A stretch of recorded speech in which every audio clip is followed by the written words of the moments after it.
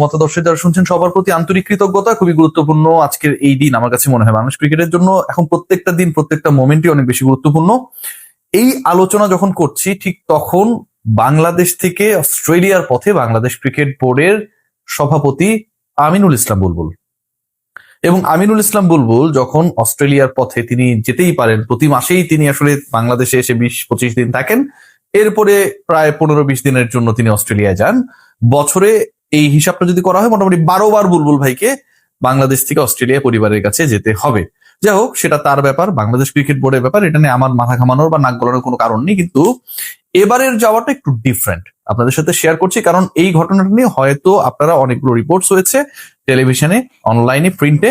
এবং ঘটনা আসলে কি ঘটতে যাচ্ছে, বাংলাদেশ ক্রিকেট বোর্ডে আমিনুল ইসলাম বুলবুল যে অধ্যায় অক্টোবরের 6 তারিখে শুরু হয়েছিল নতুন করে নির্বাচিত প্রেসিডেন্ট হিসেবে, সেই অধ্যায়টি কি নভেম্বর, ডিসেম্বর, জানুয়ারি, মানে মাত্র 3.5 মাসের মধ্যে শেষ হবার পথে কি না? Why I am saying like this? এভাবে বলার কারণটা হচ্ছে আমিনুল ইসলাম বুলবুল এবার যখন অস্ট্রেলিয়ায় যাচ্ছেন, তার টিকিট, তিনি যেই টিকিটটা করেছেন সেটা ওয়ান ওয়ে টিকিট। আপনি যখন কোনো একটা দেশে ভ্রমণ করবেন এবং সার্টেনলি আপনি জানবেন যে ওই দেশ ভ্রমণের পরে আপনি আবার আপনার দেশে আপনার যেটা বেস ক্যাম্প অথবা আপনার যেটা কর্মস্থল সেখানটায় ব্যাক করবেন, you have to have the return ticket, right? এভাবেই আসলে মানুষ টিকিট কাটে। ওয়ান ওয়ে টিকিট তখনই কাটা হয় যখন একজন মানুষ কোনো একটা ডেস্টিনেশনে গিয়ে ফিরবেন না, অথবা তিনি শিওর না, আনসার্টেন, অনিশ্চিত যে তিনি নাও ফিরতে পারেন, তখনই আপনি ওয়ান ওয়ে টিকিটটা করবেন। বাংলাদেশ ক্রিকেট বোর্ডের নির্বাচিত পরিচালক এবং পরবর্তী সময়ে নির্বাচিত সভাপতি হিসেবে আমিনুল ইসলাম বুলবুলের মেয়াদ রয়েছে আরো প্রায় 3 বছর 8.5 মাস। এই 3 বছর 8.5 মাস যিনি বাংলাদেশে বসে বাংলাদেশ ক্রিকেট বোর্ডের প্রধান প্রশাসক হিসেবে দায়িত্ব পালন করবেন, সেই তিনি বাংলাদেশ থেকে যখন পরিবারকে সময় দিতে অস্ট্রেলিয়ায় গেলেন, আজ বাংলাদেশে তিনি ফিরবেন কি ফিরবেন না সেই টিকিটটা তিনি করেন নাই। আপনারা বলতে পারেন যে করে নাই, তার ডেট নিয়ে ঝামেলা রয়েছে, তিনি কোনো পরিকল্পনায় রয়েছেন, হয়তো তার আরো কিছু কাজ রয়েছে, কবে শেষ হবে জানতে নাও পারতে পারেন। This are bogus issue. কারণ আপনি যখন আপনার রিটার্ন টিকিট করবেন, ফেরার টিকিটটা আপনি চাইলে এটাকে চেঞ্জ করতে পারেন, আগাতে পারেন, পেছাতে পারেন। কিন্তু আপনি যদি লাস্ট মোমেন্টে টিকিট করেন যে আমি ঠিক আছে আমি ওয়ান ওয়ে টিকিট করেছি, ফেরার সময় আমি যেদিন ফিরবো 2 দিন আগে টিকিট কাটবো, তখন আপনি নর্মালি যে টিকিট কাটবেন, মানে আমি আমার এক্সপেরিয়েন্স থেকে শেয়ার করছি ব্যাপারগুলো বোঝার জন্য, সেটার প্রাইসটা প্রায় দ্বিগুণ হয়ে যাবে রিয়েলি। সো আমিনুল ইসলাম বুলবুল পুরো পৃথিবী ঘোরেন, আইসিসির কর্তা হিসেবে তিনি পুরো দুনিয়ায় ক্রিকেট ছড়াতে কাজ করেছেন, বাংলাদেশে এসে তিনি সভাপতির দায়িত্ব নিয়েছেন, পরবর্তীতে নির্বাচিত হয়েছেন। সেই তিনি হুট করে অস্ট্রেলিয়ায় যখন যাবার সিদ্ধান্ত নিলেন, আজ রাতে যখন সেই ফ্লাইটে তিনি চেপে বসলেন, তখন তিনি বাংলাদেশে ফিরবেন কি ফিরবেন না, বাংলাদেশে আদৌ তিনি ফিরবেন কিনা, সেই ব্যাপারে কোনো নিশ্চয়তা দিয়ে গেলেন না। এবং এটা আমার কাছে মনে হয় আপনারা যারা হাহারিয়েক দিচ্ছেন, আমার কথা শুনে হয়তো নানা ধরনের কমেন্টস করছেন, নেগেটিভিটি ছড়াচ্ছেন, সবার জন্য গুরুত্বপূর্ণ যে বুলবুল ভাই এটা কেন করলেন। আমি পক্ষে বিপক্ষে আলোচনা করছি না।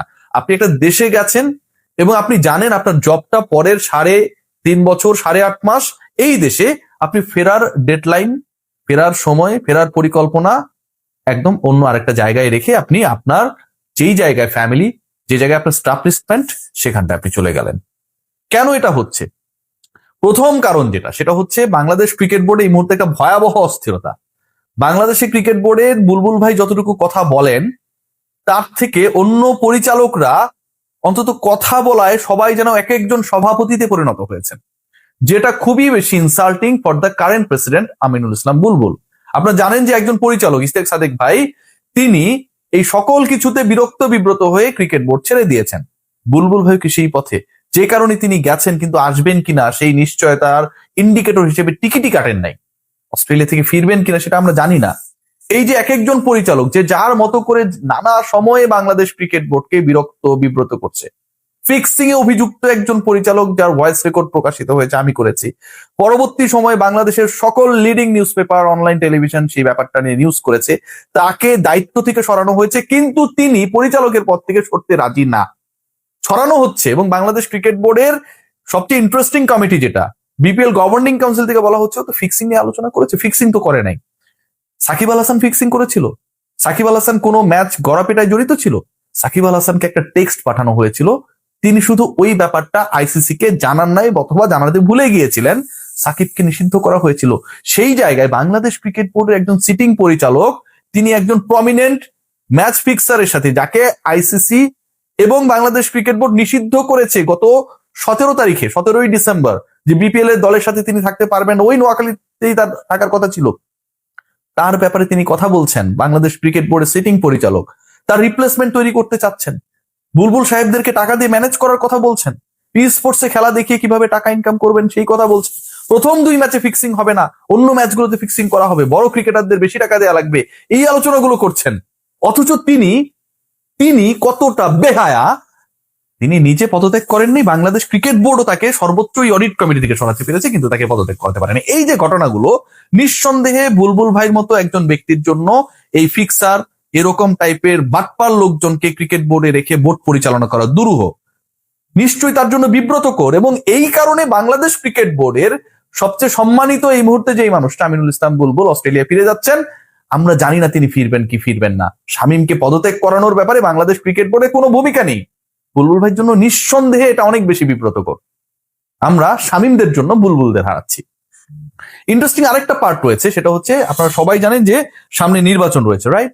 এবং সেই নির্বাচন, জাতীয় নির্বাচনের পরে বাংলাদেশ ক্রিকেট বোর্ডে পরিবর্তন আসতে পারে, সেরকম একটা বড় সম্ভাবনা রয়েছে, জোরালো সম্ভাবনা রয়েছে। বুলবুল ভাইরা যেই ক্রিকেট বোর্ড ইলেকশনটা ইলেক্টেড হয়ে আসলেন, সেটা মহাবিতর্কিত একটা ইলেকশন। আমরা বলি না যে গত 17 বছরে 3টা ইলেকশন হয়েছে, 4টা ইলেকশন হয়েছে আওয়ামী লীগ সরকারের আমলে, সেখানটায় ভোটাররা ভোট দিতে পারেন নাই। ক্রিকেট বোর্ডের এই ইলেকশনটা মোটামুটি ওই কাতারেই একটা রেকর্ড করার জন্য অথবা প্রতিদ্বন্দ্বিতা করার জন্য সেই লেভেলেই ছিল। কোন লেভেলে ছিল সেটা নিয়ে নিশ্চয়ই আপনারা জানেন, বাংলাদেশের গণমাধ্যম কর্মীরা জানেন, সবাই জানে। এখন এইরকম একটা যখন ইলেকশন হলো, সেই ইলেকশনের পরে ন্যাশনাল ইলেকশন যদি অন টাইমে হয়, বাংলাদেশ ক্রিকেট বোর্ডের এই কমিটি এক্সিস্ট করবে কিনা সেটা নিয়েও সন্দেহ রয়েছে। তো ওটা যদি এক্সিস্ট না করে, বুলবুল ভাই যতই ভালো উদ্দেশ্য নিয়ে আসুক, তার সভাসদের অন্য যারা ব্যাকডোর দিয়ে পরিচালক হয়ে গেছেন, তারা না টিকলে তো তিনিও টিকতে পারবেন না। সো তিনি যদি টিকতে না পারেন, বাংলাদেশে ব্যাক করার পর তিনি কি আরেকবার তার ঘটিবাটি নিয়ে অস্ট্রেলিয়ার উদ্দেশ্যে রওনা দিবেন, উড়াল করবেন যে ঠিক আছে আমি বিসিবির পরিচালক থাকতে পারছি না, টাটা বাই বাই, আমরা সবাই গিয়ে শাহজালাল আন্তর্জাতিক বিমানবন্দরে তাকে শুভেচ্ছা জানালাম, আমরা তাকে অভ্যর্থনা জানিয়ে বিদায় দিয়ে দিলাম যে ঠিক আছে ভাই আপনি যান, অনেক ভালো কাজ করেছেন। এটা তো ভাই সম্ভব না। সো বুলবুল ভাই যেই ডিসিশনটাই নিয়েছেন না কেন, বাংলাদেশে তার ফিরে আসার চান্সেস ভ্যারি লো। প্রথমত তার পরিচালনা পর্ষদের ব্যক্তিদের জন্য তিনি বিব্রত, ফিক্সিং থেকে শুরু করে নানা অপকর্মে জড়িয়েছে তার ক্রিকেট বোর্ডের পরিচালকেরা। এটা নিঃসন্দেহে বুলবুল ভাইয়ের মতো একজন অনেস্ট পলিশড মানুষের জন্য ভয়াবহভাবে বিব্রতকর। এবং এই পরিচালকরা ফিক্সিং কাণ্ডে জড়ানোর পর এখনো অফিসিয়ালি পদত্যাগ করেনি, যেটাও বুলবুল ভাইয়ের জন্য ইনসাল্টিং। তিনি চেয়েছিলেন পদত্যাগ করুক, কিন্তু তারা বা সেই মানুষটা করে নাই, শামীম সাহেব।